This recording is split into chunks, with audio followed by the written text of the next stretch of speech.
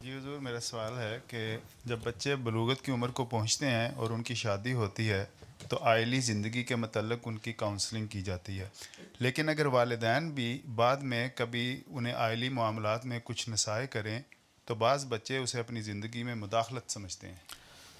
نہ کیا کریں مداخلت، اس نے کیا کریں؟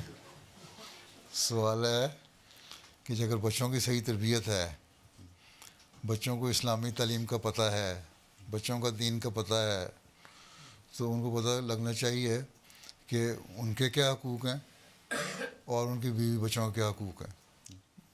میں کئی دفعہ بیان کر چکا ہوں مختلف خطبوں میں، تقریروں میں، بلکہ جلسے کے دنوں میں میں نے مختلف حقوق پچھلے 2 سال سے 3 سال سے بیان کیے ہیں۔ ان نے بیوی کے حقوق، بچوں کے حقوق، خامد کے حقوق سب بیان کیے ہیں نا۔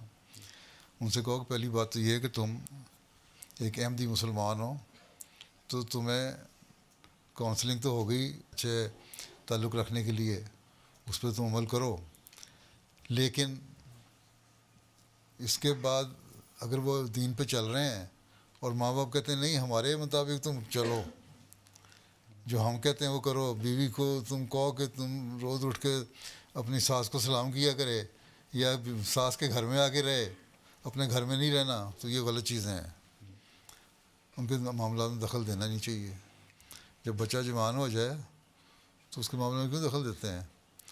آپ جو خود تھے تو آپ کو بھی پسند نہیں تھا کہ ماں باپ آپ کے معاملے میں دخل دیں، ٹھیک ہے؟ بلکہ شادی نہ بھی ہو، ویسے یہ جوانی میں قدم رکھتا ہے کہ انسان، اور اس معاشرے میں جو کھلا معاشرہ ہے یورپ کا یا مغرب کا یا ترقی یا سو کال ترقی یافتہ لوگوں کا، اس میں تو وہ کہتے ہیں کہ ہم اب جوان ہو گئے، 18 سال ہماری عمر ہوگی، ہمارے معاملے میں دخل نہ دو، ہم آزاد ہیں جو مرضی کریں۔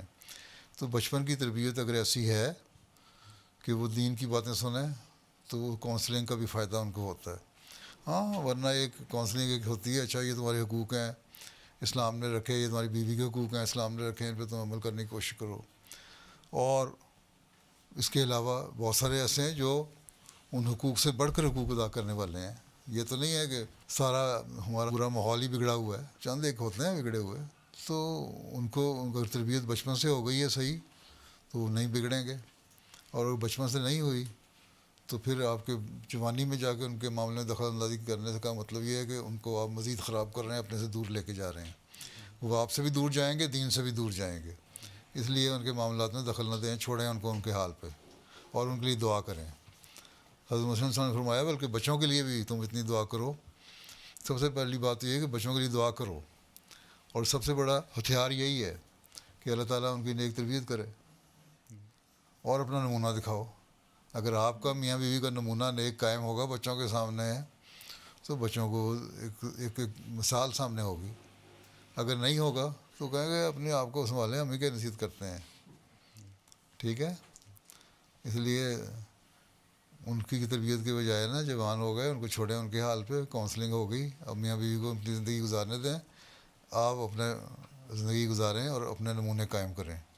بڑے ہو کے بھی اب جب اپنی مثال قائم کریں گے ان کے سامنے تو وہ خود دیکھ لیں گے کہ یہ مثال ہمارے سامنے ہمارے ماں باپ کی ہے تو ہم نے اس طرح زندگی گزارنی ہے۔